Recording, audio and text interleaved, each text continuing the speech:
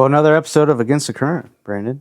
Yeah. I mean, Welcome last back. time we kind of talked about everything, new boat buyers looking for and stuff like that. Mm-hmm. Thought maybe today we'd get into a little bit more specific stuff on, just kind of dive into the wake boat, tow sport boat side of things. Obviously, I guess we carry MasterCraft. Right. Obviously, there's other brands out there. They're all going to create a surf wave and stuff like that, I guess. Let's kind of get into the nuts and bolts of a MasterCraft and what we carry and why we carry them. I mean, there's a lot of reasons, to be honest. I mean, after being on a lot of the different brands, riding behind them, testing them, things like that, it really kind of opens your eyes to the whole industry, which a lot of consumers don't get the luxury of being able to do that a whole lot, just because it's difficult to try and get these boats on water in this area, especially one after another if you're trying to make a decision on one. So a lot of decisions are made on the trailer. So it's kind of more so explaining the differences versus actually being able to show it to them. Sure. So makes it a little bit more difficult since you're not on water immediately. But I mean, it's a challenge, right? Yeah, there's a lot of good reasons on why we own MasterCraft. I mean, it's not like a couple of the brands aren't fantastic as well. There is great boats from a lot of the other manufacturers. So we can't act like they're the lessers and not equal and stuff like that, just because, I mean, they're selling too. Yeah, so. I mean, they're there. Yeah, they're there. They've been here for a while. They're not going anywhere. They're established brands, things like that. But I mean, we used to carry some of those brands, right? I mean, True. We used to be the Nautique dealer. We used to be the Supra dealer for a long time. But, we kind of saw what fit our niche and what our customers were wanting, and MasterCraft provided all that. Right? So it's where we stayed with and moved on from there. Definitely checked a lot more boxes where we were wanting to head at the time. Yeah. I mean, obviously we don't have like a sub brand anymore because we dropped that. But MasterCraft, the reason for that was because MasterCraft came out with that NXT in like 2015. So Yep. I guess speaking of that, I mean, you have NXT, XT, X, and the Star series on top of that. ProStar, right? Explain those. Yeah. So, differences.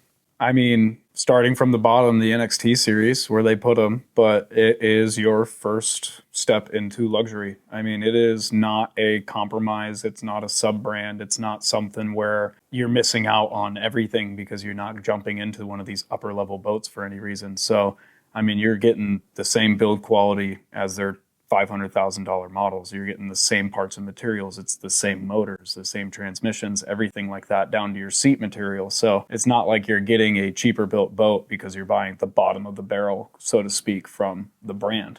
So it's one of the big reasons why I like it, because I mean, it's still a MasterCraft. You get the MasterCraft badging, you get the MasterCraft styling, everything like that, and parts, pieces, components, build quality, fit and finish, everything from an NXT will be the same all the way through the rest of the lines, which makes a huge difference where there's a couple brands where you can see, yes, this is a cheaper built boat compared to my main line that's over here. So where you're kind of seeing those differentiations a lot easier, there's less of that through MasterCraft. So that's why it's not an entry-level boat. It's your first step into luxury, because it's still a really nice boat and it's going to perform exceptionally well. So, I mean, you do get a little bit less bells and whistles and options to pick from, but you got to find a way to make the price lower at some point. Yeah, So, I mean, on those bells and whistles, it's not like they're not cheapening out on parts and pieces and fiberglass materials and stuff like that. It's just, instead of 8.5-inch speakers, they're 7.5, 6.5. instead of a 12-inch screen, Yeah. it's a 7-inch screen. Yeah. Let maybe a little bit less ballast weight. And like the beam is narrower, it's 2 inches narrower than the rest of everything else they make. So, I mean, a few parts and pieces here that are minimal, but make a difference for the consumer when you're trying to find a price But it's point. the same tower, same standard towers that's on the XT. Yep. Same racks, everything in between. So The only one is the new X, and XR have their own standard tower now. But yeah, and still the same. I mean, you might not get as much presets that you would get on an XT or an X and stuff like that, but you're still getting the same surf system. It's the same actuators. Like everything through and through is the same. I mean, the tabs are all different from boat to boat because they're built specifically for that model, and they don't transition them from one to another and just say, there you go, there's your surf tabs. Where each individual boat has specific tabs designed for that whole design. Yeah, the whole SurfStar system is designed around the hull of that boat, Mhm. and then engineered with the tabs to create that wave and the push. Absolutely. Which I think that's where MasterCraft separates himself pretty far on that. Definitely. So, Yeah, it's the biggest thing is explaining it to the consumer is like the easeability of usage on a MasterCraft is superior. Yeah. Like it is so simple that it's honestly kind of comedic. Like getting people on the water and everything, especially on an XT, you have the big screen and it's all lit up and has all the fancy stuff and everything, and people are like, that's a lot to digest. Yeah, and then you start going through the screen with them and they're like, this is incredibly simple. Yeah. Like my grandma could operate this boat.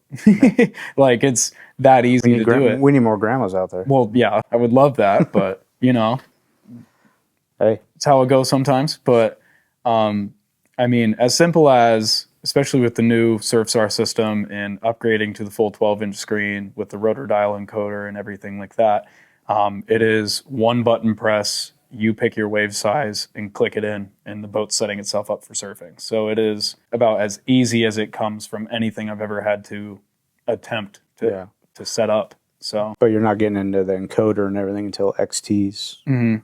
So yeah.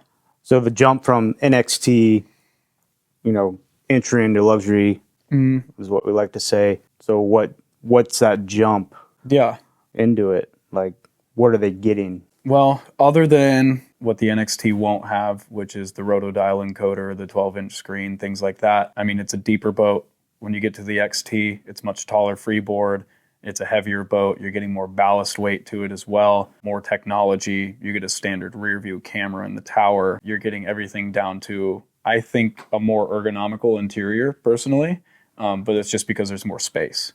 It's a 102-inch beam versus a 100-inch beam, so you get a little bit more room to work with on the inside of things. At that point in time, I mean, there's a lot of value once you're getting into that XT series, but obviously price point-wise, it can jump up pretty quick and get out of hand quickly, depending on what kind of options you're throwing on it and everything like that. So, but you can get a pretty decently optioned boat for not a whole lot, where obviously you can add a whole lot to it. Well, you're to the point where you might as well buy an X. So, yeah, we've had a couple customers, but with our lake restrictions, I mean, they're wanting those options, but their lake restrictions keep them into that XT. Yeah, where they're not able to have the bigger boat, or it weighs too much, so they have to downsize one size or anything like that. Yeah, that happens a lot around here. The differences between the comfort of the seats and stuff like that, like on the NXT, back to cutting the cost, more pull-out seats and stuff like that. Yeah, there's less stuff on hinges, little things where cushions will come completely out and maybe have the little rubber stopper to help hold them in and things like that, where when you jump to the XT, like 95% of everything is on a hinge on that boat. So trying to make it a little bit more of a complete package and not feel like something was skipped a little bit. But when you're trying to keep price point down, you can't do certain things like that. So if I wanted to, get into the wake boat world, but, family likes to ski still, what's your recommendation? Well, anything in that NXT or XT series is going to do really well for water skiing, surprisingly, even with them being larger and getting heavier year over year. They do a really good job with their hull designs and everything to make more of a flatter wake at those ski speeds. So anything 28, 29, 30, 32, something like that, or even more, it really flattens it out a lot. And center tab as well, keeping the bow down. That'll help kind of flatten it out a little bit more, but more so for whole shot for pulling skiers out of the water too. So just because those boats are designed from the factory to be very well-rounded. They're going to do everything exceptionally well, just not one thing better than the rest. So until obviously you jump into the series on top of that, you get into an X series boats, and those things are pretty much designed from the ground up for wakeboarding and surfing, and then everything else is kind of just second to it. So, but much larger boat, much heavier. If you're even considering slalom skiing, you're going to look at that boat on a trailer and go, no. It's just not going to happen. It's so big. So yeah, it's huge. It's a monster. So doesn't mean it can't do it. It's just, you're not going to have a flat wake. Recreational, you might be okay. But For someone that's really hardcore about it, they're not going to like they're it. not going to like it at all. If you're just going out there on the weekend with your friends and they haven't slalom skied in 3 years, they're not going to know the difference between that and a crown line from 2005 that they rode on last time. So you really, it's neither here nor there for that. So the X more surf related, wakeboard related, but one thing I will say is, like, you know, we get people coming in all the time like, I want your best surf boat, right? I want the best surf wave. Well, they're all great. Like how that SurfStar system is designed with the hull designs, like they all produce a great surf wave. So I'm not going to take them straight to the X, right? Like they're all great. It comes down that budget comes down into effect, right? I mean, ultimately, I mean, not everyone's going to be swinging $250,000 on a boat. For an XStar. X22. I mean, you're over two. Mid twos. X22. Pretty much. XTs. I mean, what 22 footer? You're probably in 190, 180s, depending on options, probably, right? So I mean, it's getting up there now. I mean, it's the unfortunate thing about this side of the world is it's not getting cheaper, and I don't think it ever will. I mean, prices gonna keep going up and up on those parts of things, but like you said, there's a package for everybody. They're all going to surf extremely well. So, like you said, that's not one thing that someone comes in and says, I need your best surf boat. My first thing isn't going to be, let's go look at the biggest thing I got. It's going to be, let's work like, what lake are you on? What kind of restrictions are we working with? Like, things that we have to be kind of cautious of in this area. That way we can make sure that we're getting you into the best surf boat that you can have, is essentially the way to put it. Because I mean, you're going to be extremely thrilled with whatever you end up taking home from MasterCraft, personally, in my opinion. But it all depends on like what you can have, or if you're going to store it somewhere, how big is your storage place? So that way we can't go too out of hand and get you into something that you can't ultimately keep in the long run. Well, you don't want to bring the boat back once you buy it. Get in love with it then. So you got out of the box surf wave, or are we looking at having to add weight to it? I mean, you can if you want, but I don't personally. I really am really fond of this new SurfStar system that they came out with in 2022. You already have surf bags that come in the rears of the NXTs and the XTs of this year range and everything, which are a part of your factory surf system. So you're getting technically a little bit extra weight than you would normally get, which helps a lot when it comes to creating that surf wave and getting the push and the clean curl that everyone is looking for. It doesn't mean you can't add to it to make it bigger. There's plenty of people that do, just because they want a bigger wave, or they need more push, or they only surf with maybe one, like there's themselves and two other guys, so there's 3 people in the boat, or only 2 in the boat while one's surfing. So a little bit of extra weight is nice to have in those situations. So we do have a couple customers that do add like lead to the boat or bigger bags and things like that to make that happen. But with this new surf system, it's definitely not needed. No. It's I mean, for the majority of consumers that are buying this product, the system that comes on the boat is perfectly fine for everything that they're going to do. So, I mean, with the slide bar settings 1 through 7, the majority of people are surfing under 6. So they don't even need to go to the biggest surf wave setting to achieve what they're looking for. So unless you're one of those people that have been doing it for a really long time and they gotta have the biggest wave possible. But the biggest wave always isn't the funnest to ride all the time either. That's true. And everybody rides a different wave. That's why we have MasterCraft has those. I mean, everybody has their own wave, right? I mean, I tweak when I'm out there. I tweak it all the time on the back end, but going in there and changing speeds or anything like that, just to lengthen it out or shorten it up, depending on what you're doing. So, because I mean, you can change it to whatever you want it to be, honestly. So, and that's the best part about this system, is you're not stuck to your presets. You don't have to continue with 1 through 7 and that's all you can do. You can go over to your Rapid Surf menu and play with all of your settings, tab placement, weight, speed, things like that, and kind of manipulate it to be whatever you want.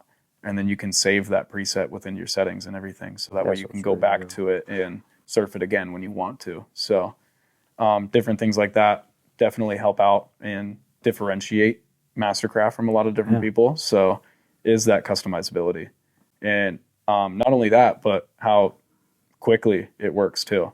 So, I mean, you can actively be surfing and raise the number to the next number if you notice someone needs a little bit more push. Like if you're surfing a 3 and they maybe need to go to a 4, you can just tap that plus button and it'll change the wave as you're moving. So if you're in an XT, you can do it on the rotor with a quick tab.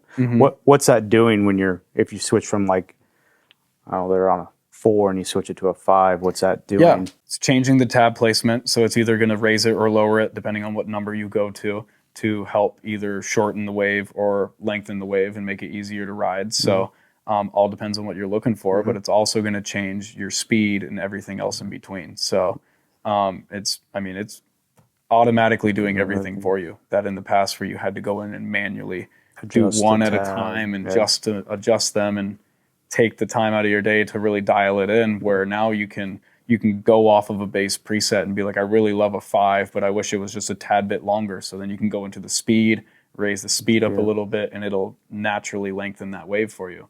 So, which is awesome, just because, I mean, there's not a lot of brands out there that allow that kind of customizability to a wave. So yeah, I mean, there's some out there claiming they are, but it's like moving a certain thing here and there. But I have a hard time visualizing it when I'm out in them. But I mean, I'm sure they're doing something, stuff like that. What I like about MasterCraft is like, I don't have to have that monstrous wave all the time, especially when we're teaching kids and stuff like that, because that monster wave is just intimidating. And then once they get on it, they're so light, it's just pushing them into the back of the boat consistently, where if we mellow it out and let them enjoy it, and so they're wanting to do it more and more and more. Yeah. For the longevity of the sport. Better experience for the entry-level rider. That way, that, like you said, it doesn't scare them away from it. It's something that it's going to be easier for them to get used to. And then, obviously, the boat's going to have way more in the tank for when you progress and get better. And so you can obviously amplify everything at that point. So to achieve whatever you're trying to do. If you're trying to do aerial tricks or if you want to do 360s or whatever you want to do. Yeah. So let's talk X Series. It's the thing right now. Luxury, right? Like it's hot. Say it's a hot topic right now, for sure. Can we just talk about how insane of a move that is?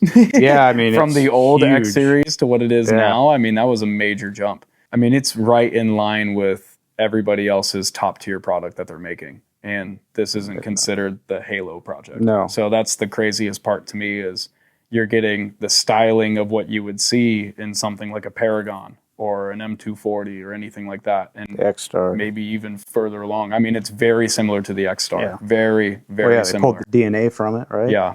I mean, interior layout is a little bit more ergonomic for like a family setting in the X Series compared to the XStar. So I like that a lot about that part of it. So flip back seats and still getting the convertibles and everything like that you normally would see in like an XT, where in the XStar you pretty much only get the one coming from the floor for a reverse seating seat. But that boat, I mean, is designed for your intense kind of pro style riders about everything, where the X gives you a lot more creature comforts for the family and being out on the boat all day and making it more comfortable and things like that. And it's not so performance oriented. Yeah. But doesn't mean it's lacking in performance, because it's definitely not. No, it's not. That boat is insane. No. I mean, new things like not having board racks is cool. But once you check out the rest of the boat and realize that there's built-in surf sleeves that are protective covers and everything that go in the rear pockets, where there's normally surf bags and all the rest of the are on all the rest of the MasterCrafts that you've ever been on, were now open cavities and have so much storage available for that. So, which is nice, because then you don't have to deal with folding them in and folding them out and things like forgetting that you left it out and come into the trailer and smoke it on the guide pole or hit it on your lift when you're coming in or anything like that. But you can get optioned for it. But I mean, realistically, the only thing I'm storing in them anymore is wakeboards, because you got your surf up top on the bimini. Yep. And then now with it back there and those two sleeves on each side. Like, oh, and there's plenty of room too where those surfboards sleeves are, that you can put a wakeboard underneath them and then close those down, and you still have tons of room for whatever you need to use. So, I mean, I can get into that storage compartment and it's like up to my chest. Yeah. So no, it's deep. It's deep. It's all the way down there. So one of my favorite features on it is just the little things they did, like the extra armrest and the passenger seats. Yep. Like just on the side, up in the bow even. Or like, I'm so used to like put my arm up on the gunnel anyway up in the bow, but having that there. Now like, you can be tucked down inside. Like, didn't know I missed that until it's there. Exactly. Or like you said, I call it the observer seat, but the co-captain seat that's rear facing on pretty much every single wake boat. Like what you said, now on that right side, you do have an armrest and a fold down on the left side. Yep. So now it's not like you're sitting there and you're just like, okay, like now what? I guess I'll hold the flag. Like, yeah, exactly. So, I mean, it's opening that up to be a full lounger where someone can kick back and enjoy the day. And then you also get that flip seat in front of it so you can have your feet on the ground and then put someone in front of you and then have them lounge out as well. So it's just opening up the possibilities of what you can have for an interior layout. Yes. So, I mean, they knocked it out of the park. The frameless windshield on the top to see through, and I'm short, so. Yeah.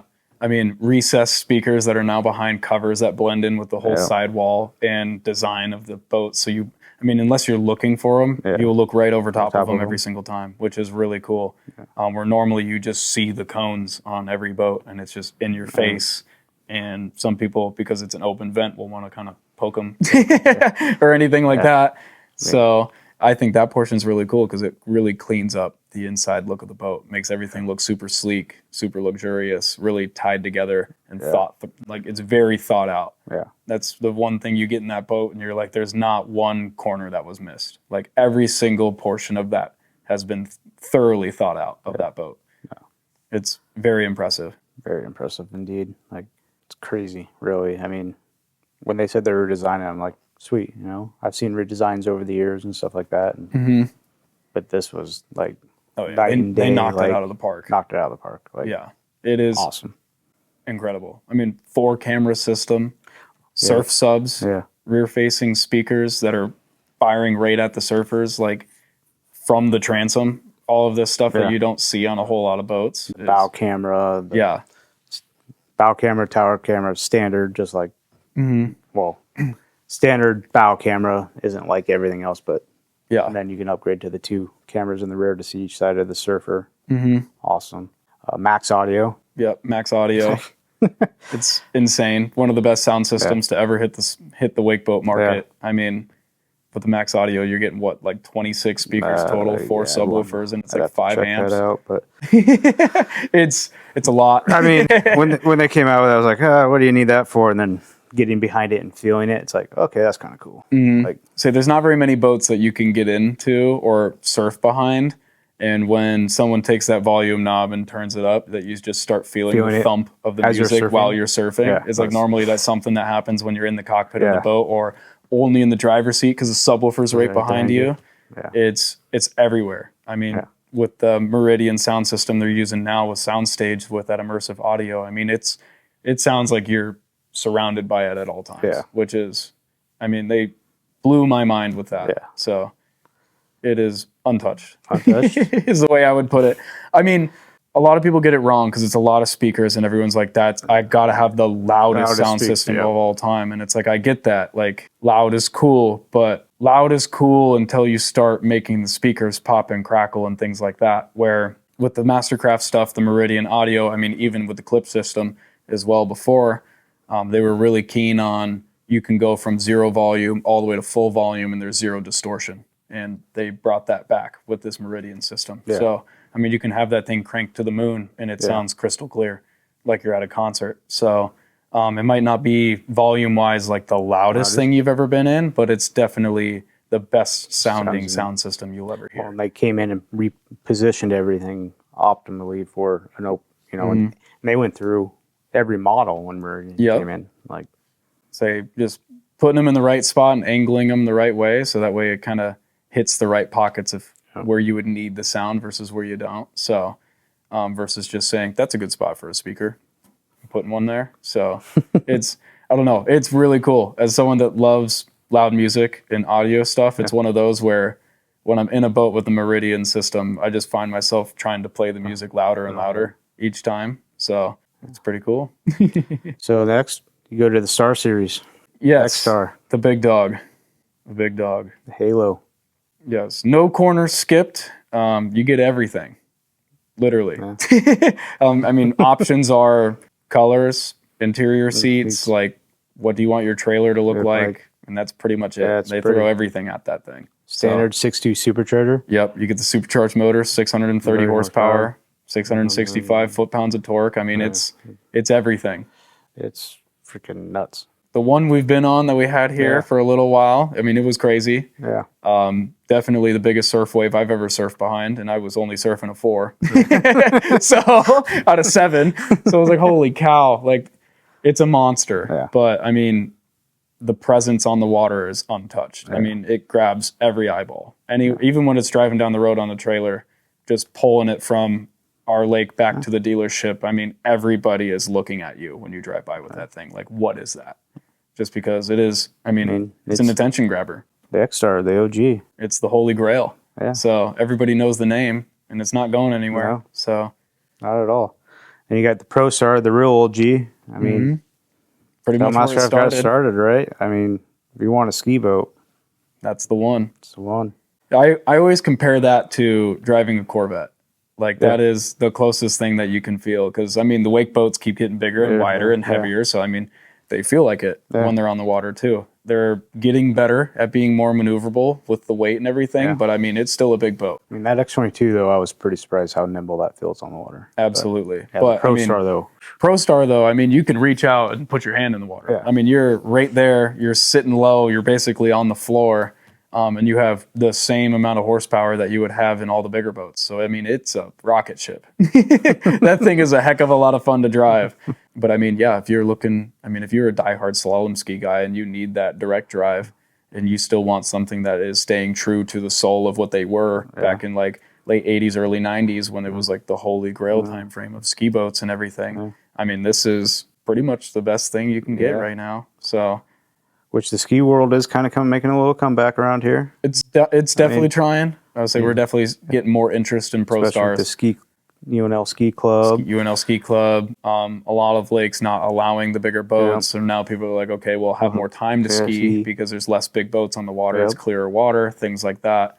And I mean, we do have a couple lakes around here that only allow direct drive. And they don't let you have V-drive. So you're limited on your options from there, which if you want a MasterCraft, you pretty much have one option unless you want to go back 10, 15, 20 years. Yeah, I mean, so only a couple manufacturers still making that direct drive. I think it's MasterCraft. Nautique still makes one. Malibu still makes one, kind of. I haven't seen a new one in a really long time. I haven't seen them advertise it either for very long, but they love their bigger boats. So well, I mean, it's where the industry's gone, right? I mean, get it. So, but the skiers are still out there. They definitely are. We actually have a pretty good following of them. Yeah, we have the water ski event coming up here pretty soon too. Yeah. What are we doing it at Sandy Point? Sandy Point, through the ski course there. Yep. So they'll be riding behind a brand new ProStar at that event too. That'll be a cool thing. Skiing with Wade Cox too. Legend. Yep, absolutely. So, no, another thing I think separates MasterCraft apart is the trailers as well. Yes. I mean, they're in-house trailer engineers down to the millimeter designed to each model, right? They're not bringing in a different manufacturer boatmate trailer and they're assembling them there. They're building them. Yeah, it's not an outsourced thing that they get shipped trailers to the factory pre-made or whatever else and then put a boat on top of it and send it out the door. It is 100% built for the boat you're buying. So, and if you go through the builder and everything, I mean, you have options down to what color do you want the mainframe? What color do you want the fenders? Do you want a certain badging on the side? Things like that. So it is 100% being made to whatever you want. So, which is a really cool thing. Yeah. So, I mean, I think it's because of that. I mean, that single axle trailer on NXT 20 is when I pull it. I haven't pulled a single axle trailer that's as good as that and as straight as an arrow pulling it. That doesn't want to weave behind you when you get going too fast or anything. It stays steady and true. So. Yeah. Pulls really nice. So I've had a lot of single axle trailers that like to hop as you're going down the road and you don't notice that with their trailers.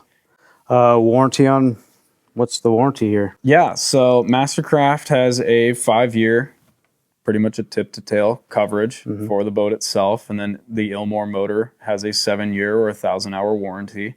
And they do break things down a little bit too into different categories where like the gel coat is covered for a 1-year warranty from MasterCraft. Your C-deck flooring would be a 2-year warranty, stuff like that. But I mean, the majority of everything else is covered under that 5-year warranty. So, straight from MasterCraft. Straight from MasterCraft. From what I've experienced so far is pretty much one of the best warranties that you can get, just because of what you're actually able to claim. Yeah, I mean, if you wanted to.